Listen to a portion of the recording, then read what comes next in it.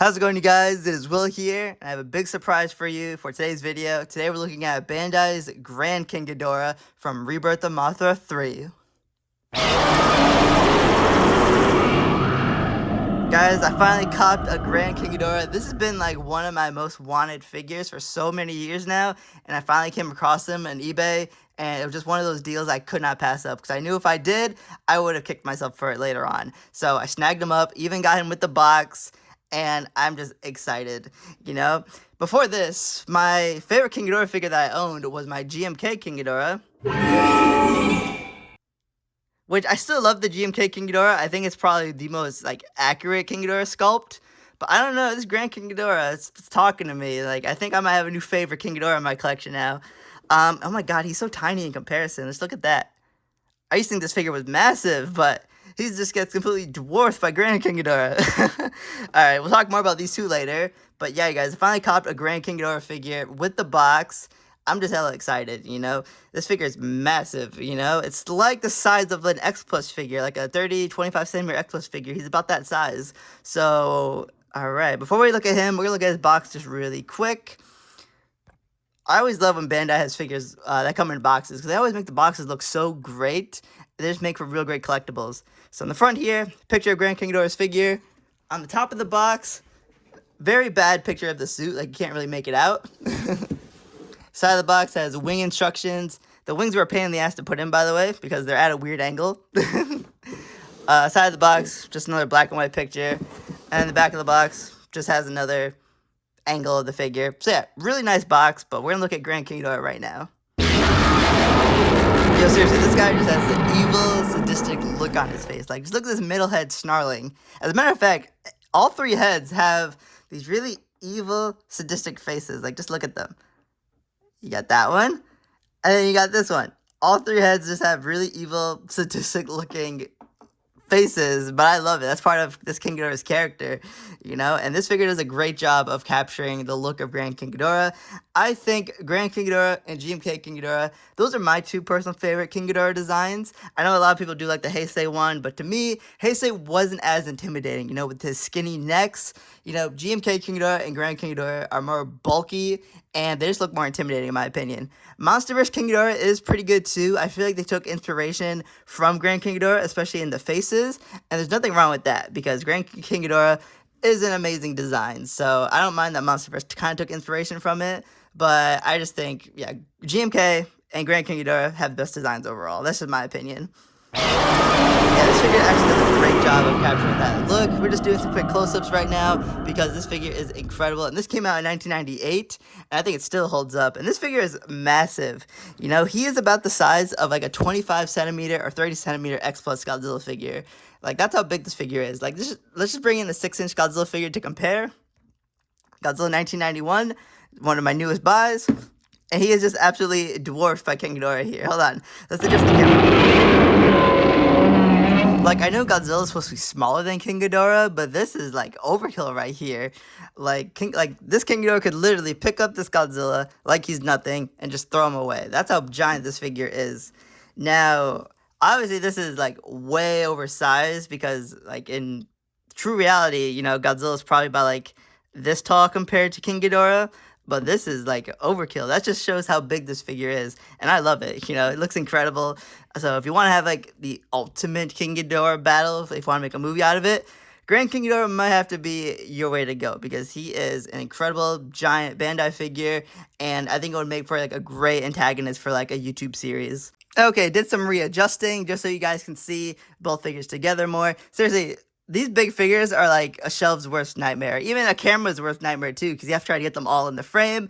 But for a shelf, oh my god, the big wings on these figures, the long tails, don't know how people do it. But guys, had to bring in GMK King Ghidorah because this is my other favorite King Ghidorah figure that I own. And I used to always, I still love this figure, but even he now gets dwarfed by Grand King Ghidorah. And I used to always think that GMK King Ghidorah was a great big figure. He would dwarf my 6-inch figures. But now he's the one getting dwarfed by Grand King Ghidorah. But yeah, guys, I just think that these two Ghidorah figures are Bandai's best. They are really great sculpted, you know, with their scales. Their head sculpts are really nice. You know, I think these are Bandai's best. And it's awesome because these are my two favorite King Ghidorah designs. But yeah, they look really great next to each other, and I'm happy to finally own them both. Alright, so now that we covered this figure's sculpt and we compared him to my other favorite King Ghidorah, let's talk about the paint job real quick. Now I believe this was the first King Ghidorah figure that came out which had this shiny gold color scheme, because all the King Ghidorah figures before this had the more vintagey kind of look, like the Showa King Ghidorah and the 1991 design. So this was definitely the first that had like that shiny gold paint job, which was a tradition that followed on with the later King Ghidorah releases from Bandai. So but yeah, this figure's paint job is definitely incredible. I really love the way the wings are done. It's gold, but also has kind of like pinkish, salmonish kind of highlights on it. So it really helps make this figure pop, that's for sure. Now moving on to articulation, this King Ghidorah has a little bit more than what you would expect from a King Ghidorah figure. His tail rotates. It's a little loose though on mine, but this figure came out in 1998, so that's to be expected. His legs go up and down like that, and the necks are actually articulated as well, which is pretty awesome if you want to make like movies with this guy. So you can have him look around, and of course each head has articulation on it as well. So that's actually really, really cool that the necks can go in and out like that. So you can have each head like looking around. Like he can make for a great like villain if you're trying to make movies out of this guy. Alright, so first up you guys, we gotta scale Grand King Ghidorah with his arch rival, Rainbow Mothra from Rebirth of Mothra 3. The Bandai Creation version, of course.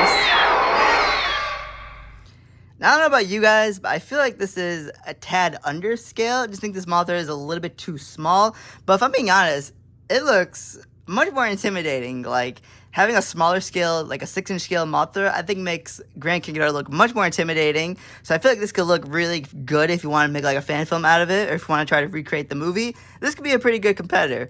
But in terms of actual like size accuracy, in terms of like the movie, I feel like Rainbow Mothra might be a tad under scale. But it's just real cool to see these guys next to each other. I brought out the Bandai Creation one, because one, it's the only version I have of this Mothra from Rebirth of Mothra 3. The Bandai Japan one is not color accurate at all. Like, it has a great sculpt, but its color is not accurate. Bandai Creation did a much better job, so that's why we brought out this one. But I don't know, you guys. Is it under scale? It might be a tad under, but let's bring in the big guns now, because I wanted to show this figure off again. I haven't opened this figure up since this review. Let's bring him in. Oh yes, 1997 Rainbow Mothra. I am not taking this figure out of its box since its review, so now it's time to give him another chance to shine here. And that actually looks much better, I would say. Like, this Mothra Leo has more of a fair shot against Grand King Ghidorah. I think he might be maybe a tad too big, but I think it just looks a little bit better. Like, he has more of a fair fight now. Now, of course, I had to bring in my Aqua Mothra, you guys, especially if I brought in Rainbow Mothra. You guys haven't seen Aqua Mothra probably since the Rainbow Mothra review. But yeah, now these two did not fight each other in the movie, because Leo did not use this form in battle against King Ghidorah. But we do see the Aqua Mothra form briefly in the movie when he calls upon this form in order to become Lightspeed Mothra, which is a horrible CGI render, mind you, because Grand King Ghidorah was so big and powerful in the present that Leo had to travel back in time to fight King Ghidorah when he was younger. Therefore, you get Cretaceous King Ghidorah. And I love that concept of the movie. Like, that is, like, probably my favorite part of the movie is when he goes back in time. Just because he's just too powerful to fight in the present day. So they try to go back to fight him when he was younger, and it still poses the challenge. That just shows how powerful this version of King Ghidorah was. Got that.